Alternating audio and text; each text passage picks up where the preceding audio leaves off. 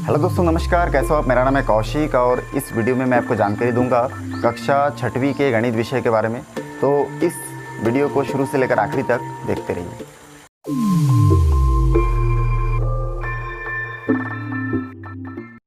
यहाँ पे देखिए प्रश्न नंबर 5 जो है इसमें लिखा है रिक्त स्थानों की पूर्ति कीजिए और ग्रेटर देन, इक्वल टू और लेस देन लिखकर कीजिए। इसमें पूर्ति करना है। इतना 3 चिन्हों का उपयोग करके हमको ये जितना भी रिक्त स्थान दिया गया है इसको फिलअप करना है। तो सबसे पहला मैं यहाँ पे रफ भी लिख लिया हूँ और देखिए पहला नंबर को मैं सॉल्व करके बता रहा हूँ। 2 और 5 को गुना करूँगा तो 10 आएगा। और देखिए डैश के उस पार, ठीक है, डैश के उस पार देखिए यहाँ पे लिखा है -3 और 5, तो 3 पंजे 15 होगा। और इसमें देखिए माइनस और इसके सामने कुछ नहीं होता, प्लस है, तो माइनस प्लस में माइनस होगा। तो ये देखिए हमको इस तरफ जो लेफ्ट हैंड साइड है उसमें 10 मिला और इस तरफ हमको -15 मिला। मतलब ये -15, ये वाला साइड क्या है, छोटा साइड है। तो हम लोग क्या करेंगे, इसमें ग्रेटर देन का उपयोग करेंगे, मतलब खुला वाला भाग बड़ी संख्या की ओर, क्योंकि यहाँ पे 10 बड़ी संख्या है और -15 क्या है, छोटा संख्या है।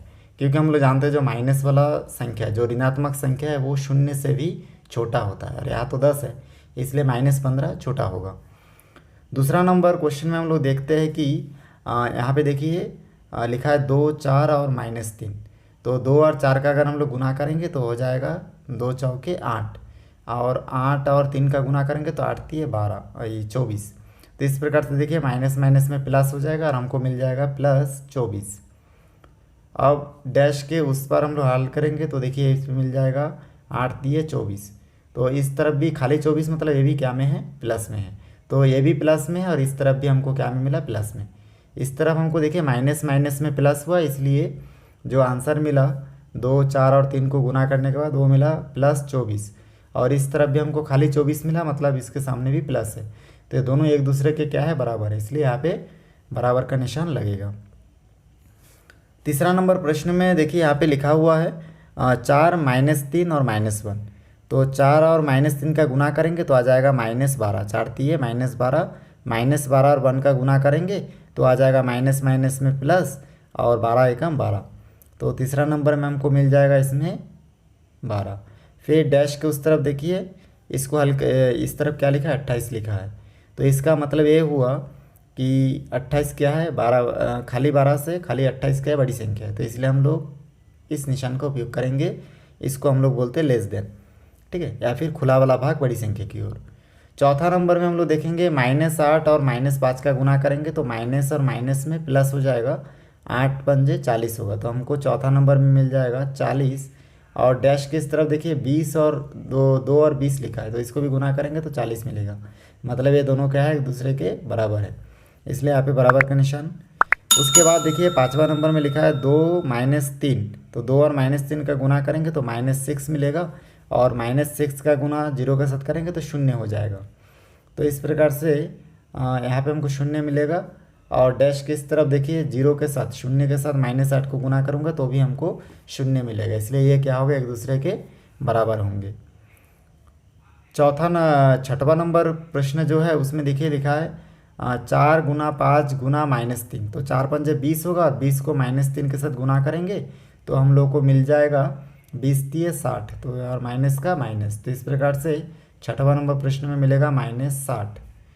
और इस तरफ देखिए यहाँ पे लिखा है माइनस और यहाँ पे लिखा है +5। तो 4 पंजे 20 होगा और माइनस प्लस में माइनस होगा, मतलब हमको मिलेगा -20।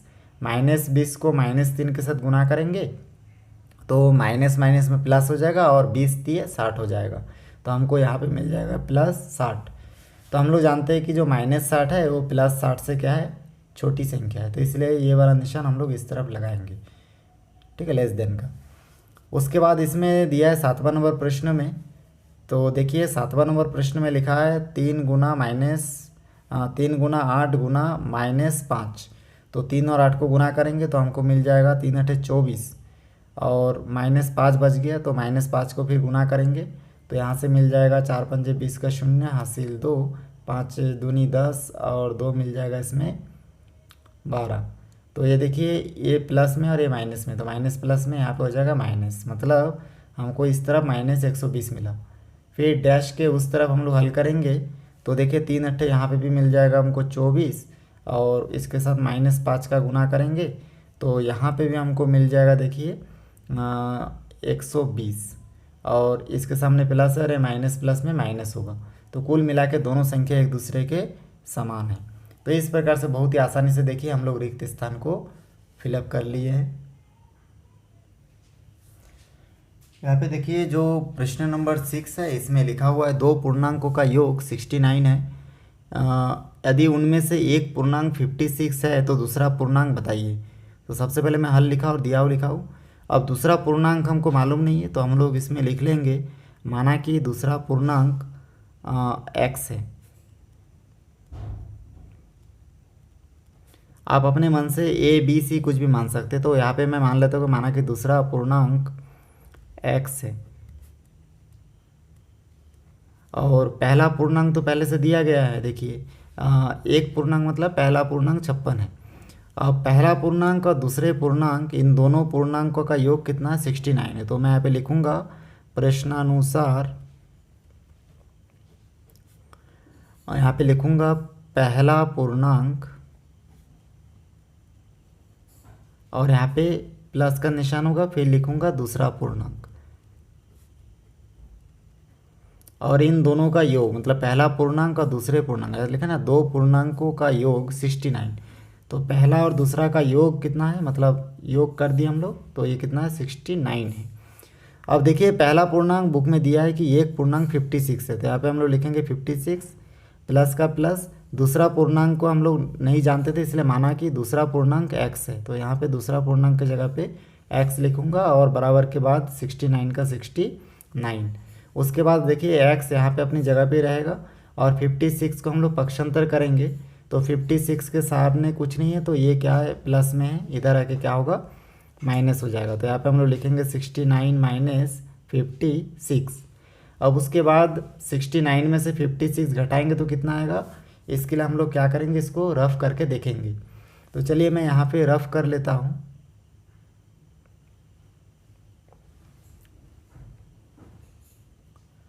यहाँ पे देखिए रफ करूँगा तो यहाँ पे मेरे को मिल जाएगा 69, यहाँ पे हो जाएगा 56। 9 में से 6 घटेगा तो 3 बचेगा, और यहाँ पे देखिए 6 में से 5 घटेगा तो 1 बचेगा, तो कितना आया इसमें 13 आया। तो x बराबर मैं लिख सकता हूँ 13। तो इस प्रकार से x को हम लोग दूसरा पूर्णांक माने थे, तो इसलिए हम लोग लिख सकते हैं। तो यहाँ पे देखिए मैं नोट कर दिया, दूसरा पूर्णांक जो है वो 13 होगा। तो इस प्रकार से ये हमारा आंसर होगा। बहुत आसान है, आप एक बार प्रैक्टिस करेंगे तो इस गणित को आप आसानी से बना लेंगे। यहाँ पे देखिए प्रश्न नंबर 8 में लिखा है भागफल ज्ञात कीजिए। पहला प्रश्न है 30/2। तो भागफल ज्ञात करने के लिए हम लोग देखिए क्या करेंगे, इसमें सबसे पहले 2 से 30 को भाग दे के देखेंगे। अब इसके लिए 2 का पहाड़ा आना चाहिए हमको। तो देखिए यहाँ पे 2 एक अंक है, और अंदर का हम लोग 1 अंक ले लेंगे। इसको इसको भाजक बोलते हैं, इसको बीच वाले को भाज्य बोलते हैं। यहाँ पे भागफल लिखते हैं, और शेष में जो आता है उसको शेषफल कहा जाता है। तो यहाँ से 2 का पहाड़ा पढ़ेंगे इतने बार कि या तो 3 के बराबर हो या 3 से कम हो, लेकिन ज़्यादा नहीं हो। तो हम लोग जानते हैं 2 एकम 2 होगा, तो इस प्रकार से 2 एकम 2। अब 3 में से 2 को हम लोग क्या करते हैं, भाग में घटाते हैं। तो 3 से 2 को घटाएंगे तो यहाँ पे 1 आएगा। अब देखिए 2 जो है 1 में भाग नहीं जाएगा क्योंकि छोटी संख्या है, भाग हमेशा बड़ी संख्या में जाता है। तो 2 जो है 1 में भाग नहीं जाएगा, इसलिए हम लोग क्या करेंगे, ये देखिए ये अभी तक हम लोग 3 को लिए थे, अब इस 0 को भी नीचे उतारेंगे। फिर 2 का पहाड़ा पढ़ेंगे इतने बार कि या तो 10 के बराबर आ जाए या फिर 10 से कम हो, लेकिन ज़्यादा ना हो।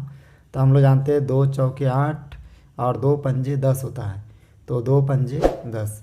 इस प्रकार से 5 बार में 10 के बराबर आ गए। इसको हम लोग घटाएंगे तो 0 0 में 0 होगा, 1 में 1 घटेगा तो 0 आएगा। इस प्रकार से हमारा भागफल जो है 15 आया और शेषफल 0 है। तो हम लोग यहाँ पे लिखेंगे अतः भागफल बराबर 15। तो देखिए बहुत आसानी से हमारा जो गणित है वो सॉल्व हो चुका है। इसी का और एक क्वेश्चन लूँगा जिसमें कि वो माइनस के फॉर्म में है। इसका चलिए मैं तीसरा नंबर ले लेता हूँ। तो यहाँ पे देखिए -48 और लिखा हुआ है, भाग के बाद इसमें 12 लिखा हुआ है। तो इसको सॉल्व करेंगे तो सबसे पहले हल लिख लेते हैं। अब देखिए भाग करते टाइम माइनस, अगर कोई संख्या माइनस में उसको मत लिखिए। सबसे पहले यहाँ पे मैं खाली संख्या कोई बिठाऊंगा, तो यहाँ पे 12 भाग और फिर 48, और 48 के सामने या फिर इधर 12 के सामने माइनस रहने से उसको नहीं बिठाना है। फिर इसको सॉल्व करेंगे तो फिर 12 का पहाड़ा पढ़ेंगे, क्योंकि 12 2 अंक है, इसमें 2 अंक को पूरा पढ़ना है हमको। तो हम लोग को मालूम नहीं कि 12 का पहाड़ा क्या क्या है, तो आप एक काम कर सकते हैं, रफ में 12 का पहाड़ा लाइन से आप लिख के रख सकते हैं। 12 गुणित 1, 12 गुणित 2, 12 गुणित 3, 12 गुणित 4, 12 गुणित 5, ऐसे करके लिख सकते हैं। चलिए मैं यहाँ पे ज़्यादा नोट नहीं करता, यहाँ पे मैं डायरेक्ट इसका आंसर लिख देता हूँ। 12, इसमें होगा 24, इसमें 3 12 के 36, 4 12 के 48, 5 12 के 60। तो यहाँ पे देखिए मैं 12 का पहाड़ा 5 बार लिख लिया हूँ। अपने आवश्यकता के अनुसार आप ज़्यादा या कम बार लिख सकते हैं। यहाँ पे मैं 12 का पहाड़ा देख रहा हूँ कि 3 बार में 36 होता है, 4 बार में 48 होता है, तो 12 चौके 48। तो इस प्रकार से 48 में 48 घटेगा, तो यहाँ पे देखिए शून्य बचेगा। तो इस प्रकार से हम लोग लिख सकते हैं। अतः भागफल, अब जो आंसर आया उस आंसर के सामने देखिए क्या करना है, आंसर को लिख लेना है 4।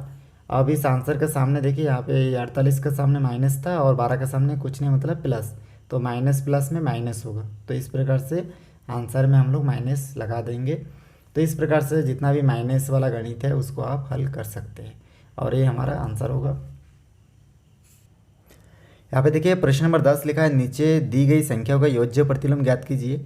योज्य प्रतिलोम का मतलब होता है कि जो संख्या अगर प्लस में है तो माइनस में चेंज करना, माइनस में है तो प्लस में चेंज करना। देखिए कैसे, तो सबसे पहले हल लिखिए और उसके बाद आप लिख सकते हैं 17 का योज्य प्रतिलोम, 17 का योज्य प्रतिलोम बराबर आप लिख सकते हैं -17, क्योंकि ये क्या में है, प्लस में, धनात्मक है तो ऋणात्मक में चेंज कर देना है। जो संख्या पहले से ऋणात्मक में, जैसे -23, तो हम लोग लिखेंगे -23 का योज्य प्रतिलोम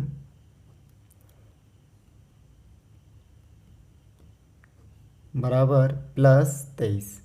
तो देखिए ये ऋणात्मक में है तो धनात्मक में चेंज कर दिया हम लोग, और धनात्मक में था तो ऋणात्मक में चेंज कर दिया। मतलब इसके सामने जो निशान है उसको चेंज कर देना है। अगर कुछ नहीं है तो माइनस कर देना है, और कुछ माइनस दिख रहा है तो प्लस कर देना है। इसी प्रकार से तीसरा में देखिए यहाँ पे लिखा है 68, तो हम लोग लिखेंगे 68 का योज्य प्रतिलोम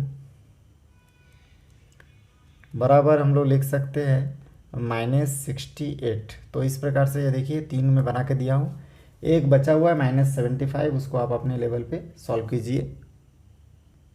इसमें देखिए 11 नंबर प्रश्न जो दिया है बहुत आसान है। -18 दिया है और क्या हम लोग इसके साथ जोड़ दें कि 0 हो जाए। तो हम लोग जानते हैं -18 है तो यहाँ पे +18, मतलब खाली 18 जोड़ देने से माइनस प्लस में देखिए ये दोनों आपस में 0 हो जाएगा। यहाँ पे 26 देखिए कुछ में नहीं है मतलब प्लस में है, तो यहाँ पे अगर हम लोग -26 लिखेंगे तो ये प्लस और माइनस में 0 हो जाएगा, ठीक ना। प्लस माइनस में कोई एक समान संख्या 0 हो जाता है। यहाँ पे देखिए 161, इसके सामने कुछ नहीं मतलब प्लस है, तो यहाँ पे हम लोग लिखेंगे -161, तो ये 0 हो जाएगा। 79 देखिए माइनस में है तो हम लोग यहाँ पे खाली 79 लिखेंगे, तो ये माइनस और इसके सामने कुछ नहीं मतलब प्लस, तो माइनस प्लस में क्या हो जाएगा, 0 हो जाएगा। इस प्रकार से चारों गणित को बहुत आसानी से आप लोग सॉल्व कर सकते हैं। हमारा आंसर होगा। दोस्तों मेरा वीडियो आपको अच्छा लगा तो लाइक करें, शेयर करें, सब्सक्राइब करें और बेल आइकन को भी प्रेस करें, ताकि जब भी मैं कोई नया वीडियो बनाऊं तो उसका नया अपडेट सबसे पहले आप तक पहुंचे। फिर मिलते हैं एक नई वीडियो के साथ। धन्यवाद।